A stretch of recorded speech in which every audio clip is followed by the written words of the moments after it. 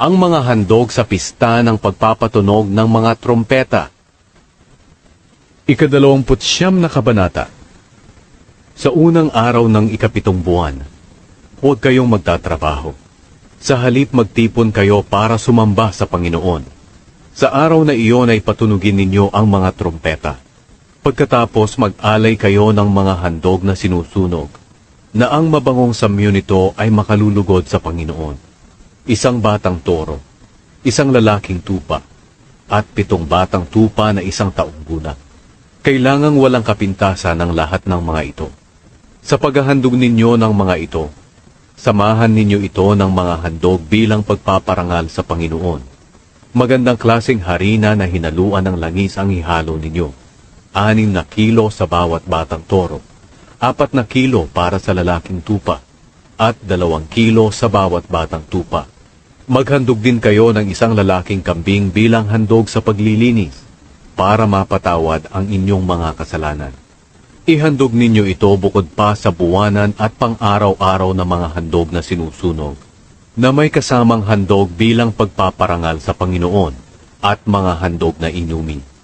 Mga handog ito na sinusunog, at ang mabangong samyo nito ay makalulugod sa Panginoon. Mga handog sa araw ng pagtubos. Sa ika-10 araw nitong ika-7 buwan, magtipon kayo para sumamba sa Panginoon. Kailangang mag-ayuno kayo, at huwag na huwag kayong magtatrabaho. Pagkatapos mag-alay kayo ng handog na sinusunog, na ang mabangong samyo nito ay makalulugod sa Panginoon. Isang batang toro, isang lalaking tupa, at 7 batang tupa na isang taong gulang. Kailangang walang kapintasan ang lahat ng mga ito. Sa paghahandog ninyo, samahan ito ng handog bilang pagpaparangal sa Panginoon. Ang isama ninyo ay magandang klaseng harina na hinaluan ng langis.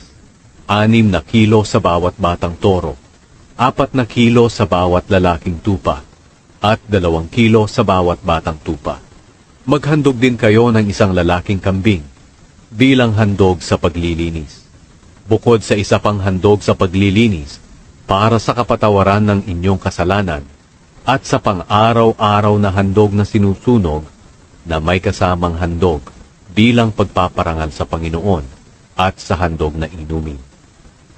Ang mga handog sa pista ng pagtatayo ng mga kubol. Sa ika-15 araw ng buwan ding iyon, huwag kayong magtatrabaho. Sa halip magtipon kayo para sumamba sa Panginoon. Magdiwang kayo ng pista para sa Panginoon sa loob ng 7 araw. Mag-alay kayo ng mga handog na sinusunog na ang mabangong samyo nito ay makalulugod sa Panginoon. Sa unang araw, ito ang inyong ihandog. 13 batang toro, 2 lalaking tupa, at 14 na batang tupa na isang taong gulang. Kailangang walang kapintasan ang lahat ng mga ito. Sa paghahandog ninyo nito, samahan ninyo ito ng handog bilang pagpaparangal sa Panginoon. Haluan ninyo ito ng magandang klaseng harina na hinaluan ng langis. 6 na kilo sa bawat batang toro, 4 na kilo sa bawat lalaking tupa, at 2 kilo sa bawat batang tupa. Maghandog din kayo ng isang lalaking kambing bilang handog sa paglilinis. Bukod pa sa pang-araw-araw na handog na sinusunog, na may kasamang handog bilang pagpaparangal sa Panginoon, at handog na inumin.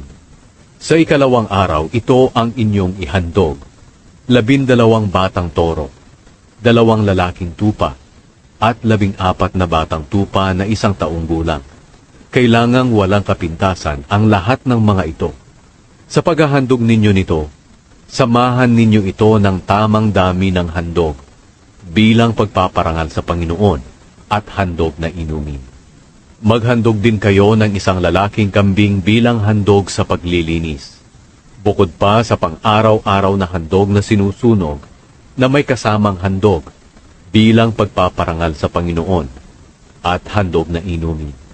Sa ika-3 araw, maghandog kayo ng 11 batang toro, 2 lalaking tupa, at 14 na batang tupa na isang taong gulang. Kailangang walang kapintasan ang lahat ng mga ito. Sa paghahandog ninyo nito, samahan ninyo ito ng tamang dami ng handog bilang pagpaparangal sa Panginoon at handog na inumin. Maghandog din kayo ng isang lalaking kambing bilang handog sa paglilinis, bukod pa sa pang-araw-araw na handog na sinusunog na may kasamang handog bilang pagpaparangal sa Panginoon at handog na inumin. Sa ika-4 na araw, ito ang inyong ihandog: 10 batang toro, 2 lalaking tupa, at 14 na batang tupa na 1 taong gulang. Kailangang walang kapintasan ang lahat ng mga ito. Sa paghahandog ninyo nito, samahan ninyo ito ng tamang dami ng handog bilang pagpaparangal sa Panginoon at handog na inumin. Maghandog din kayo ng 1 lalaking kambing bilang handog sa paglilinis, bukod pa sa pang-araw-araw na handog na sinusunog na may kasamang handog bilang pagpaparangal sa Panginoon at handog na inumin. Sa ika-5 araw, ito ang inyong ihandog: 9 na batang toro, 2 lalaking tupa, at 14 na batang tupa na 1 taong gulang. Kailangang walang kapintasan ang lahat ng mga ito. Sa paghahandog ninyo nito, samahan nyo ito ng tamang dami ng handog bilang pagpaparangal sa Panginoon at handog na inumin. Maghandog din kayo ng 1 lalaking kambing bilang handog sa paglilinis, bukod pa sa pang-araw-araw na handog na sinusunog na may kasamang handog bilang pagpaparangal sa Panginoon at handog na inumin. Sa ika-6 na araw, ito ang inyong ihandog: 8 batang toro, 2 lalaking tupa, at 14 na batang tupa na 1 taong gulang. Kailangang walang kapintasan ang lahat ng mga ito. Sa paghahandog ninyo nito, samahan ninyo ito ng tamang dami ng handog bilang pagpaparangal sa Panginoon at handog na inumin. Maghandog din kayo ng 1 lalaking kambing bilang handog sa paglilinis, bukod pa sa pang-araw-araw na handog na sinusunog na may kasamang handog bilang pagpaparangal sa Panginoon at handog na inumin. Sa ika-7 araw, ito ang inyong ihandog: 7 batang toro, 2 lalaking tupa, at 14 na batang tupa na 1 taong gulang. Kailangang walang kapintasan ang lahat ng mga ito. Sa paghahandog ninyo nito, samahan ninyo ito ng tamang dami ng handog bilang pagpaparangal sa Panginoon at handog na inumin. Maghandog din kayo ng 1 lalaking kambing bilang handog sa paglilinis, bukod pa sa pang-araw-araw na handog na sinusunog na may kasamang handog bilang pagpaparangal sa Panginoon at handog na inumin. Sa ika-8 araw, huwag kayong magtatrabaho. Sa halip, magtipon kayo para sa pagsamba sa Panginoon. Mag-alay kayo ng handog na sinusunog na ang mabangong samyo nito ay makalulugod sa Panginoon: 1 batang toro, 1 lalaking tupa, at 7 batang tupa na 1 taong gulang. Kailangan na walang kapintasan ang lahat ng mga ito. Sa paghahandog ninyo nito, samahan ninyo ito ng tamang dami ng handog bilang pagpaparangal sa Panginoon at handog na inumin.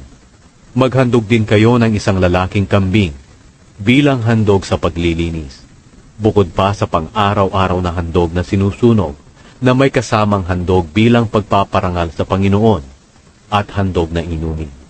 Bukod pa sa mga handog para sa pagtupad ng inyong panata at mga handog na kusang loob, maghandog din kayo sa Panginoon sa nakatakdang mga pista ng mga handog na ito: mga handog na sinusunog, mga handog bilang pagpaparangal sa Panginoon, mga handog na inumin, at mga handog para sa mabuting relasyon. Sinabing lahat ito ni Moises sa mga Israelita ayon sa iniutos sa kanya ng Panginoon. Read the scriptures. Isusulat ito para sa susunod na salinlahi, upang sila rin ay magpuri sa Panginoon. Mula sa kanyang banal na lugar sa langit, tinitingnan ng Panginoon ang lahat sa mundo, upang pakinggan ang daing ng kanyang mga mamamayan na binihag, at palayain ang mga nakatakdang patayin.